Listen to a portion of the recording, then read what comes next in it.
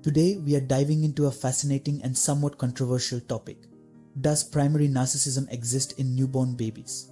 This concept stems from psychoanalytic theory, and we're going to explore its origins, what it means, and the current scientific perspectives. So let's get started. Understanding primary narcissism.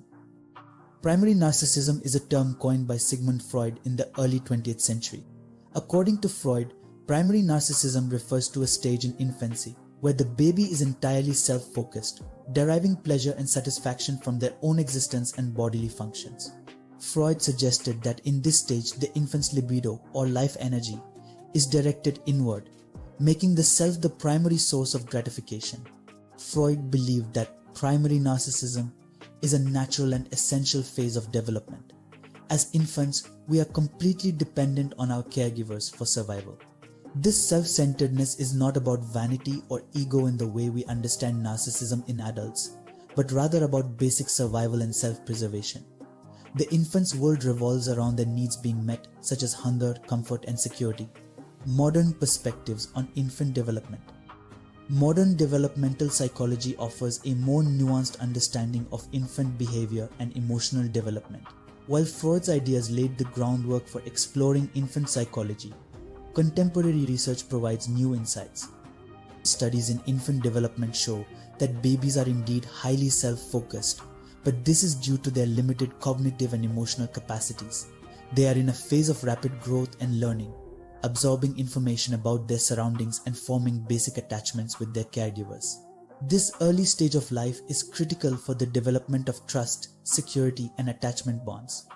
So while the concept of primary narcissism captures the idea of self-focus in infancy, it is important to recognize that this is a normal part of development rather than a pathological condition. Babies are learning to understand their needs and how to communicate them to their caregivers. Attachment theory. One of the most influential frameworks in understanding infant development is attachment theory, developed by John Bowlby and later expanded by Mary Ainsworth. Attachment theory emphasizes the importance of the bond between infants and their primary caregivers. According to this theory, the way caregivers respond to an infant's needs shapes the child's sense of security and attachment.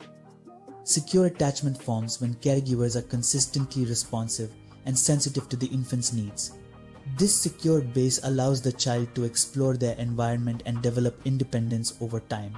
Attachment theory suggests that while infants are naturally self-focused, their interactions with caregivers play a crucial role in their emotional and social development. This perspective shifts the focus from the idea of primary narcissism to the importance of early relationships in shaping an infant's sense of self and others. The role of mirror neurons. Another fascinating area of research that sheds light on infant development is the study of mirror neurons. Mirror neurons are a type of brain cell that respond both when we perform an action and when we see someone else perform the same action. In infants, mirror neurons are believed to play a crucial role in learning through imitation and empathy. When a baby observes a caregiver's facial expressions or actions, their mirror neurons help them understand and replicate those behaviors. This process is fundamental for developing social skills and emotional understanding. The existence and function of mirror neurons highlight that even in infancy, there is a basis for social connection and empathy, countering the notion that infants are entirely self-absorbed. These early interactions set the stage for more complex social behaviors as the child grows, challenges and criticisms. While the concept of primary narcissism has historical significance, it is not without its criticisms. Some psychologists argue that labeling infant behavior as narcissistic can be misleading, as it imposes adult psychological concepts on early developmental stages. Moreover, contemporary research emphasizes the role of caregivers and social environments in shaping infant behavior, rather than attributing self-focus solely to innate narcissism.